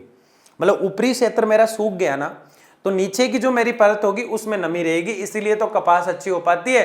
कपास मेरे से यूं ही प्यार नहीं करती है, क्योंकि कपास की जो जड़ें होती है वो मेरे दूसरी परत तक चली जाती है और मेरी दूसरी परत जो होती है उसमें ठंडक रहती है। इसलिए कपास मेरे से प्रेम करती है। मैं काली यूं ही काली नहीं हूं, मैं लावा से बनी हूं इसलिए काली हूं, मैं बेसाल्ट से बनी हूं इसलिए काली हूं।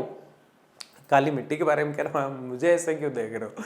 ठीक है ना, परत में नमी बरकरार रहती है। ये देखो बिल्कुल काली काली सी दिखाई दे रही है, ठीक है। ये मिट्टी गीली होने पर कौन सी मिट्टी पड़ रहे हैं? काली मिट्टी। इतनी बड़ी कैसे होगी? देखिए आगे। ये मिट्टी गीली होने पर काफी चिपचिपी हो जाती है, सूख जाने पर सिकुड़ने का इसमें लंबी गहरी दरार बन जाती है। अगर कभी गए हो उस तालाब में, अगर कभी गए हो उस नाड़ी की तरफ, अगर गए हो उस तलैया की तरफ जहां पानी अब सूख चुका है, सूखा पानी जो है पास में उसकी, पानी अगर नहीं भी सूखा है, थोड़ा सा पानी है, तो उसके किनारे खड़े होकर देखना, कुछ चिपचिपा सा मलबा दिखेगा आपको, कुछ चिपचिपी सी मिट्टी दिखेगी, कुछ चिकनी सी मिट्टी दिखेगी जिसमें पैर फिसलता है और हम सीधे तालाब के अंदर। वो जो चिकनी मिट्टी है वो चिकनी मिट्टी नहीं है, वो काली मिट्टी है। कौन सी मिट्टी है?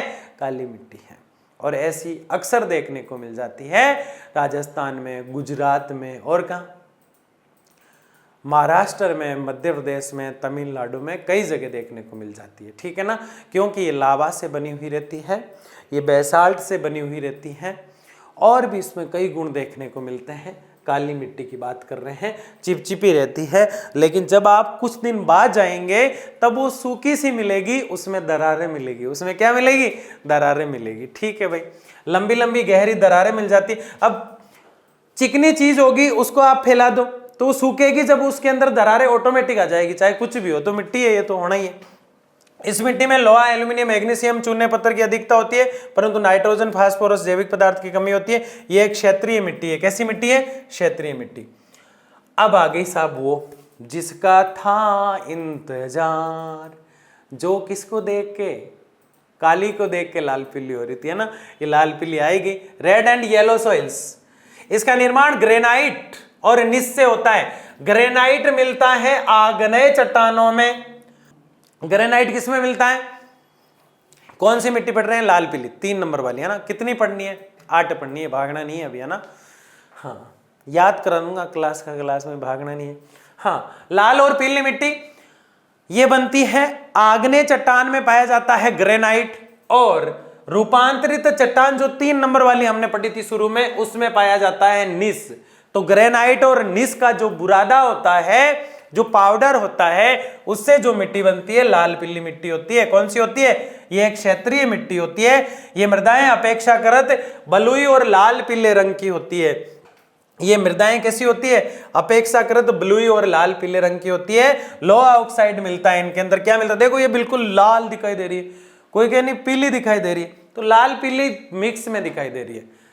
कैसे दिखाई दे रही है? लाल पीली। क्यों? क्योंकि इनमें लोहा ऑक्साइड होता है। लाल पीली क्यों दिखाई देती है? क्योंकि उसमें लोहा ऑक्साइड होता है। अगर इसमें एल्यूमिनियम भी और ज्यादा डाल देते, क्या डाल देते? एल्यूमिनियम भी डाल देते, तो ये अपने आप में काली दिखने लग जाती। फिर कपास कहती है तो मेरी काली मिट्टी है, मैं नहीं छोड़ूंगी इसको, है ना? ये तो मेरी रेंगुर है, प्यार से क्या कहती है? रेंगुर, ठीक है ना? तो लाल पीली जो है आग्नेय चट्टान का जो ग्रेनाइट है वो, और रूपांतरित चट्टान का जो निस चट्टान है वो, उनके विघटन और कचरे से बनी है। ये एक क्षेत्रीय मिट्टी है, आपको समझ में आ जाना चाहिए, और कुछ भी नहीं है। लोहा ऑक्साइड के गुण पाए जाते हैं। जल योजित रूप में पीली दिखाई पड़ती है। प्राय इनका ऊपरी सहस्तर लाल तथा निचला सहस्तर पीला होता है। ऊपर से लाल नीचे से पीली, ऊपर से लाल नीचे से पीली, इसलिए नाम क्या है? लाल पीली। ऊपर वाला भाग ये और नीचे वाला ये है, ये पूछा जाता है एग्जाम में। ऊपर से लाल नीचे से पीली, ऊपर से लाल नीचे से पीली, लाल पीली मिट्टी। इसके अलावा कुछ है ही नहीं इसमें। आगे देखिए। हाँ, इस मृदा में नाइट्रोजन, फास्फोरस, ह्यूमस की कमी होती है। यह मृदा मुख्य रूप से प्रायद्वीपीय भारत में पाई जाती है। प्रायद्वीपीय भारत, प्रायद्वीपीय भारत, ये वाला भारत, ये भारत का ये बीच का जो क्षेत्र है ना, ये वाला जो त्रिभुज आकृति का, यही प्रायद्वीपीय पठार कहलाता है। इसका पूरा नाम क्या हो जाएगा? प्रायद्वीपीय पठार। ये जो बीच का क्षेत्र आपको दिखाई दे रहा है भारत का, ये प्रायद्वीपीय क्षेत्र है। तो यहाँ पाई जाएगी। कहाँ पाई जाएगी? यहाँ। और यहाँ पाए जाने के कारण इसमें सबसे ज्यादा होंगे मोटे अनाज। इस क्षेत्र में सबसे ज्यादा क्या होते हैं? मोटे अनाज। ये मोटे अनाज क्या होते हैं भाई? ये मोटे अनाज वो होते हैं जो बड़े बड़े दिखाई देते हैं, जैसे बाजरा है, जवार है। ये टोटल मोटे अनाज होते हैं 8 प्रकार के। कितने प्रकार के होते हैं? 8 प्रकार के मोटे अनाज होते हैं। ये मोस्टली इसी क्षेत्र में देखने को मिलेंगे। सर ये क्या बनाया आपने? ये प्रायद्वीपीय पठार वाला भारत का दक्षिणी हिस्सा है, और भारत को जब हम पढ़ते हैं तो 5 भागों में पढ़ते हैं। पहले 1 शॉट में देखा होगा आपने। तो ये प्रायद्वीपीय पठार, आधे बच्चे अच्छे पढ़ते हैं और समझ गए बताते, क्योंकि इसी साल में 3री बार बता रहा हूँ ये मैं, है ना? फिर भी चिल्लाते रहते हो sir lecture lecture lecture lecture, है ना? देखिए, नाइट्रोजन, फास्फोरस और ह्यूमस की कमी है। ये मृदा मुख्य रूप से प्रायद्वीपीय भारत में पाई जाती है। अब यहाँ कौन से राज्य होंगे? तो यहाँ यही राज्य हैं आपके तमिलनाडु, कर्नाटक, आंध्र प्रदेश, उड़ीसा और झारखंड। उड़ीसा और झारखंड, उड़ीसा और झारखंड, उड़ीसा और झारखंड, उड़ीसा और झारखंड, आंध्र प्रदेश, उड़ीसा, कर्नाटक। छोटा नागपुर का पठार भी यहाँ आ जाता है। ये मृदा पाई जाती है। इस मिट्टी में मुख्यतः मोटे अनाज होते हैं। और क्या होगा यहाँ पे? दालें अच्छी होगी। दलहन। बताओ दालों का राजा कौन कहलाता है? चना कहलाता है।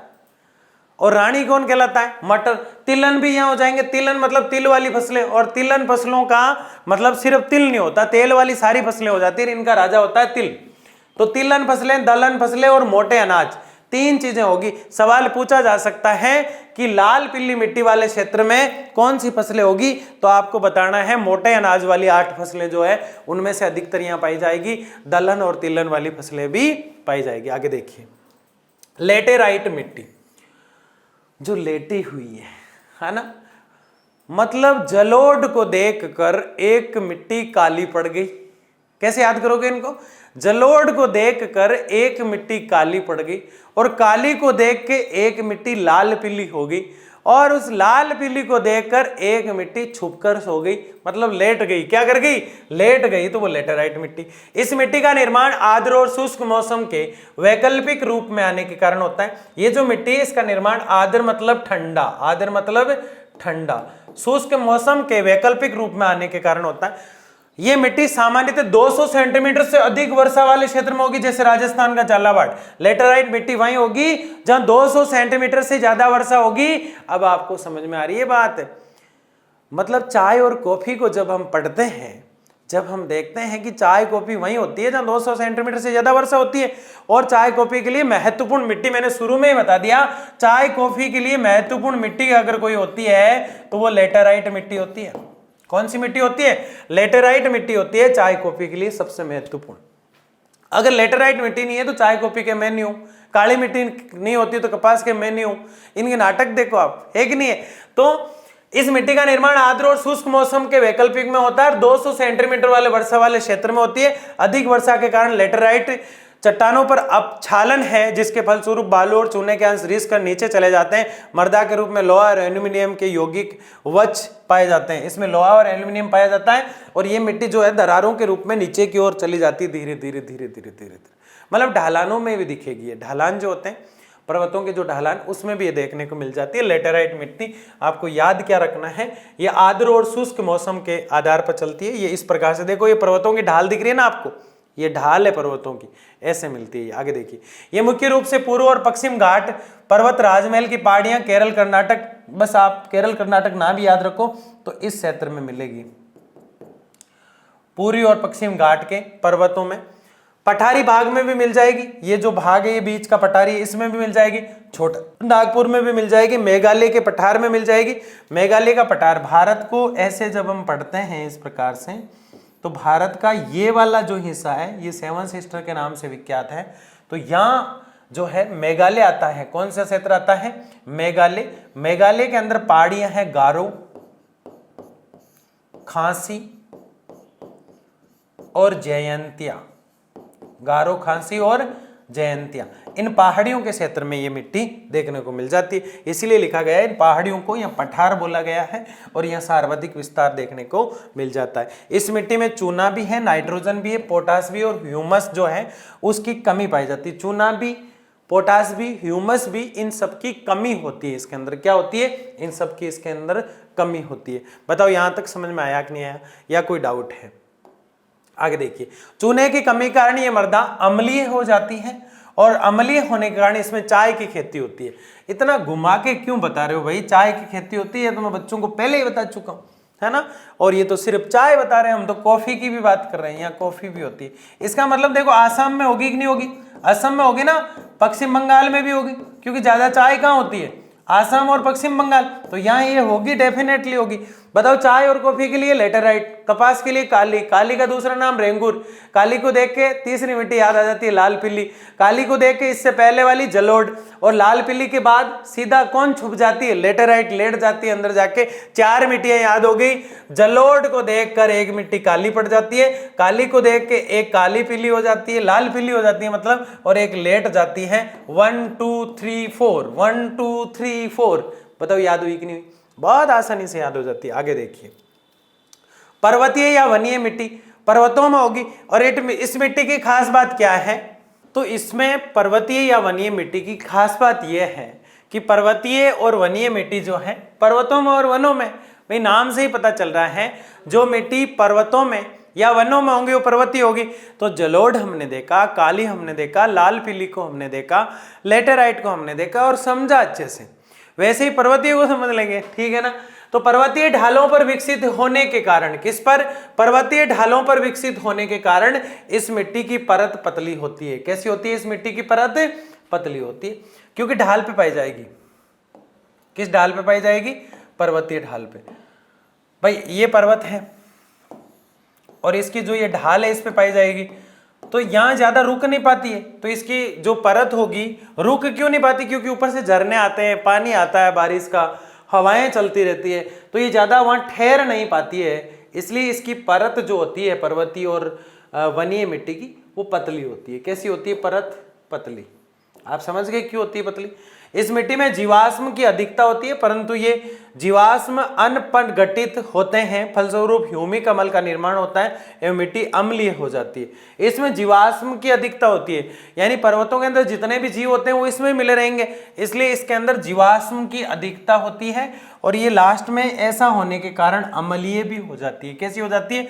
अम्लीय। तो यहां तक हम 3 बातें पढ़े हैं। एक तो पर्वतीय और वनीय मिट्टी जो है, पर्वतीय और वनीय एक साथ देखी जाती है, पर्वतीय और वनीय एक ही है। वैसे ये जो मिट्टी होती है इसकी सबसे बड़ी खास बात यह है कि इसकी परत जो होती है वो पतली होती है। परत कैसी होती है? इसकी पतली होती है। और दूसरी, इसमें जीवाश्म अवशेष पाए जाते हैं और ये अम्लीय होती है। 3 बातें आपको याद रखना है। आगे देखिए, इस मिट्टी में पोटास, फास्फोरस और चूने की कमी होती है। मैंने आपको बताया ना, फास्फोरस, पोटास, चूना, नाइट्रोजन, ये चीजें इधर उधर घूमती रहेगी, किसी में होती है किसी में नहीं होती है। वो भूमि वैसी हो जाती है, वो मिट्टी वैसी हो जाती है। तो पोटास, फास्फोरस और चूने की कमी होती है, इसलिए इसकी उर्वरक शक्ति जो है वो कम होती है। इसकी उर्वरक शक्ति कम होती है। हमने स्थानांतरित कृषि पढ़ा, अगर नहीं पढ़ा तो मैं बता देता हूं। स्थानांतरित कृषि जो होती है उसमें क्या होता है कि एक पहाड़ जो होता है, एक पर्वत जो होता है, उस पर्वत में जितनी भी वनस्पति यानी कि पेड़ पौधे जो होते हैं, घास जो होती है, उसको काट कर जला दिया जाता है। उसको काट कर जलाने के कारण जो राख बनी है, उस राख की एक परत बना देते हैं, वहां फसल कर देते हैं। 6 महीने तक वहां फसल होगी। 6 महीने बाद जो वहां फसल कर रहे हैं वो किसान और जनजाति के जो लोग हैं वो वहां से दूसरे पर्वत पे आ जाएंगे, उस पर्वत को छोड़ देंगे क्योंकि वहां अब फसल नहीं होगी। स्थानांतरित कृषि इसीलिए तो कही जाती है क्योंकि स्थान को उन्होंने बदल दिया है, क्योंकि उस स्थान पर अब फसल नहीं होगी, क्योंकि पर्वतीय क्षेत्रों में एक बार फसल होती है तो दूसरी बार नहीं होती है 6, 8, 10 महीने तक। इसलिए पर्वतीय जो क्षेत्र होते हैं वो अनुपजाऊ होते हैं, क्योंकि वहां की जो मिट्टी होती है उसमें पोटास, फास्फोरस और चूने की कमी होती है। तो आपने इस चीज को भी पकड़ लिया होगा कि जिस मिट्टी में पोटास, चूना और फास्फोरस होगा वो उपजाऊ होगी और जिसमें नहीं होगा वो नहीं होगी। समझ गए? पहाड़ी ढालों पर स्थित होने के कारण इस मिट्टी में बागानी कृषि की जाती है। भारत में चाय, कहवा, मसाले, फलों की कृषियां इसी में होती है, जबकि लेटेराइट में भी चाय होती है। जबकि लेटेराइट के अलावा पर्वतीय और वनीय जो मिट्टी है उसमें भी चाय होती है, और चाय जो होती है उसके अलावा रबर, कहवा, कॉफी को कहते हैं, मसाला, कहवा क्या है? कॉफी को कहते हैं, मसाले वगैरह आपने देखा कि पर्वतीय क्षेत्रों में होते हैं। फलों और बागानी कृषि का मतलब बताया, मैंने शुरू में बताया था, फल, फूल, सब्जियां, बहुत इंपॉर्टेंट चीज है, शुरू में भी देख ली थी हमने। तो बागानी कृषि का मतलब क्या है? फल, फूल, सब्जियां, ये सब जो होते हैं इस पर्वतीय या वनीय मिट्टी में होते हैं। 5 नंबर पर पर्वतीय और वन मिट्टी, 4 नंबर पर लेटेराइट पड़ी थी, 3 नंबर पर लाल पिल्ली, 2 नंबर पर काली और 1 नंबर पर जलोढ़। याद हुई कि नहीं हुई? ये मृदा अपरदन की समस्या से प्रभावित है। भाई पहाड़ पे लटकी हुई है तो अपरदन तो होगा ही, हम क्या करें? अपरदन होगा कि नहीं होगा? क्योंकि पहाड़ पे आता है पानी और पानी से ही आ जाती है नीचे, तो वही कहलाता है अपरदन मिट्टी का। क्या कहलाता है? अपरदन। आगे देखिए, अब है मरुस्थल की मिट्टी। जैसे ही वन और पर्वतों से नीचे आए तो मैदानों की तरफ चले गए, और मैदानों में एक क्षेत्र ऐसा देखा जो मरा हुआ क्षेत्र है मिट्टी की वजह से। वहां की मिट्टी उपजाऊ नहीं है, तो मिट्टी वहां की मरी मिट्टी है, और मरी मिट्टी को कहते हैं मरु, और ऐसी जमीन वहां का स्थल कहलाई। तो मरी हुई मिट्टी का जो स्थल है, मरी मिट्टी का जो जमीन है, उस क्षेत्र को हम मरुस्थलीय मिट्टी कहेंगे, और इंग्लिश में इसे डेजर्ट के नाम से जाना जाएगा। डेजर्ट और एरिड यानी मतलब सूखा, एरिड मतलब सूखा। ये वास्तव में बलुई मिट्टी है। बलुई का मतलब होता है बालू, मतलब बालू बालू सी बारीक सी मिट्टी होती है, बिल्कुल बारीक होती है। रेत के टीले अगर किसी ने देखे आपने, जिनको टिब्बा कहते हैं, तो वो यही मिट्टी है जिसमें लोहा और फास्फोरस पर्याप्त मात्रा में होता है, परंतु नाइट्रोजन और ह्यूमस की कमी होती है। ये जो मिट्टी होती है इसमें लोहा और फास्फोरस तो होता है, लेकिन क्या नहीं होता? नाइट्रोजन और ह्यूमस नहीं होता। ये एक अनुर्वर मृदा है जो क्षारीय गुण वाली होती है, और क्षारीयता को खत्म करने के लिए जिप्सम दिया जाता है, ठीक है ना, और लवणता को खत्म करने के लिए रॉक फास्फेट दिया जाता है। इस मिट्टी में मोटे अनाज जैसे जवार, बाजरा, रागी, तिलहन पैदा किए जाते हैं। ये मिट्टी वैसे तो फसलें बहुत कम होती हैं, यहाँ वर्षाएं 20-30 सेंटीमीटर होती है इन क्षेत्रों में, तो मिट्टी भी ऐसी रही। तो इस मिट्टी के क्षेत्र में हम देखते हैं कि वास्तव में ये जो मिट्टी है इसका क्षेत्र बेचारा किलकिला उठता है, क्योंकि पानी की कमी है। किसकी कमी है? पानी की कमी है, और ये हमेशा त्राहिमाम करते हुए रहती है। तो यहाँ अगर कोई फसल होगी तो वो दाल वाली होगी, तिलहन वाली होगी, ऐसी दालें, तिलर, मूंग, मोट, बाजरा, घमार, ऐसी चीजें होती रहती है किसमें? मरुस्थलीय मिट्टी में। यह है लवणीय और क्षारीय मिट्टी। पिछली 6 मिट्टियां याद करो, मरुस्थलीय, उससे पहले वनीय या पर्वतीय, पर्वतीय या वनीय कह दो, लेटेराइट, लाल, पीली, काली, जलोढ़, हो गई ना? ऐसे याद करना है। कमेंट बॉक्स में जिस बच्चे ने नहीं लिखा मिट्टियों के नाम अब तक के लिख दो, कोई दिक्कत नहीं है। 7 अगली मैं और दिखा देता हूं, 8 ही तो पढ़नी है हमें, ठीक है ना? ये हो गई पिट और जैविक, ठीक है ना? पिट और जैविक। अब 8 मिट्टियों के नाम मुझे कमेंट बॉक्स में चाहिए, नहीं तो देख लेना, बता दोगे ना? बता देना, देख तो क्या लेंगे, ठीक है। हाँ, लवणीय और क्षारीय मिट्टी पढ़ेंगे। क्या पढ़ेंगे? लवणीय और क्षारीय जो मिट्टी है इसके ढेर सारे नाम देखने को मिलते हैं। रे कह देते हैं, उसर कह देते हैं, कल्लर कह देते हैं, रे, उसर, कल्लर। तो फिर बताओ रेंगूर किसका उपनाम था? ये आपके लिए क्वेश्चन है। ये जो आपको होमवर्क अगर कहीं दिया जाएगा तो वो कमेंट बॉक्स में दिया जा रहा है, ठीक है ना?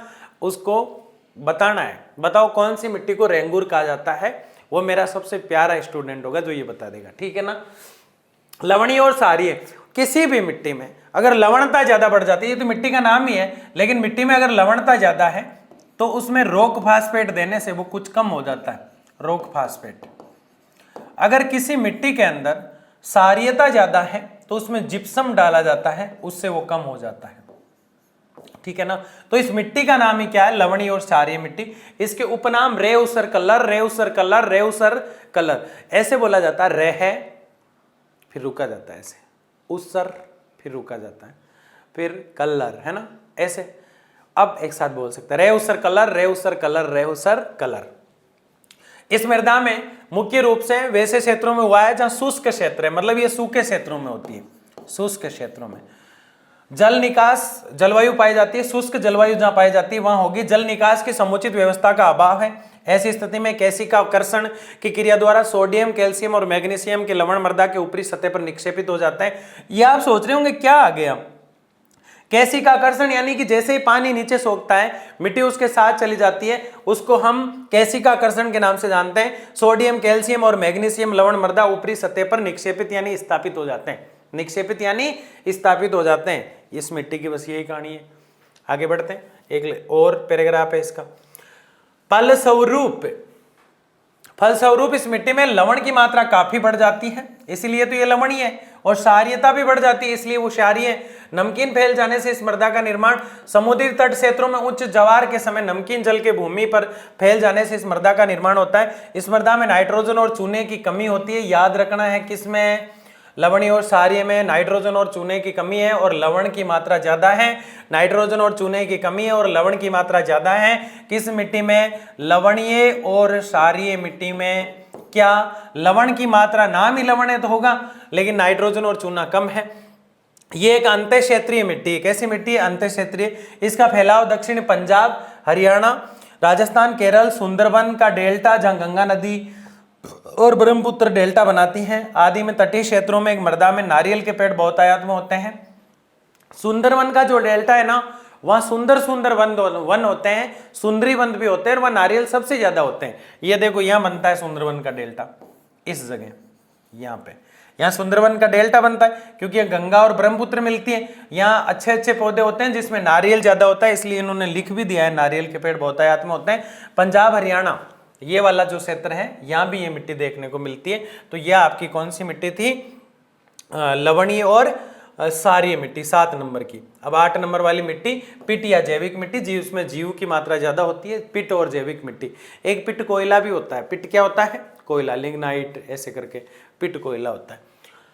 पिट या जैविक मिट्टी, पीएटी ऑफ ऑर्गेनिक सॉइल्स, दलदली क्षेत्रों में काफी अधिक मात्रा में जैविक पदार्थ के जमा हो जाने से इस मिट्टी का निर्माण होता है। ये देखो, जैसे कोई दलदली क्षेत्र, जैसे मान लो कि ये कोई समुद्र है, इसके पास कचरा जमता गया, कचरा जमता गया, कचरा जमता गया, तो ये क्षेत्र कहलाएगा दलदली क्षेत्र।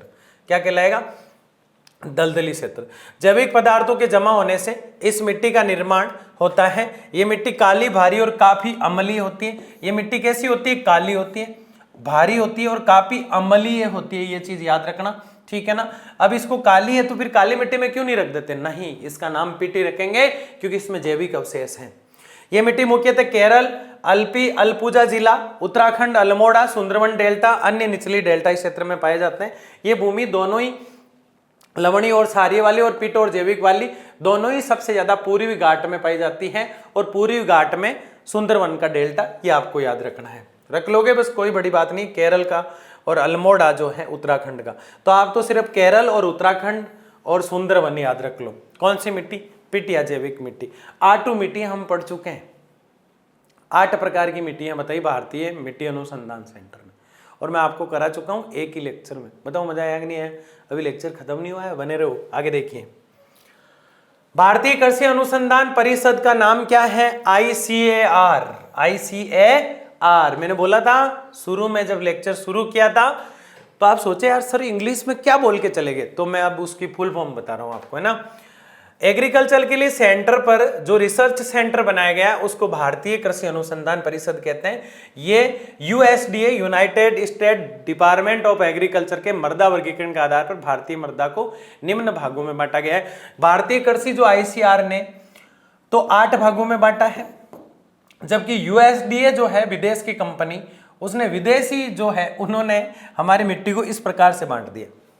हमने तो वैसे बांटा, इन्होंने ऐसे बांट दिया। कुछ नहीं है, एक तो नाम आपको याद कर लेना है पक्का, इनमें बहुत आसानी से याद हो जाएगा, चिंता मत करो। एक नाम तो याद कर लो, सोल। क्या याद कर लो? सबके पीछे सोल आ रहा है। सोल आ रहा है कि नहीं आ रहा है? ठीक है, अब आराम से याद हो जाएगी। इनसेप्टी, एंटी, अल्फी, वर्टी, एरिडी, अल्टी और मोली। पूरा कैसे बोलेंगे? इनसेप्टिसोल, एंटीसोल्स, अल्फीसोल्स, वर्टिसोल्स, एरिडीसोल्स। अब मैं पीछे से बोल रहा हूं ताकि बोलने में आसानी रहे। अल्टीसोल्स, मोलिसोल्स। समझ गए? तो आप सोल करते हैं तो ऐसा लगता है पता नहीं क्या है, सोल्स बोलते हैं तो फीलिंग आती है, मिट्टी वाली आती है कि नहीं आती है। तो इन सेफ्टी याद रखना है, आगे सोल्स जोड़ देना है। एंटी, अल्फी, वर्टी, एरिडी, अल्टी, मोली।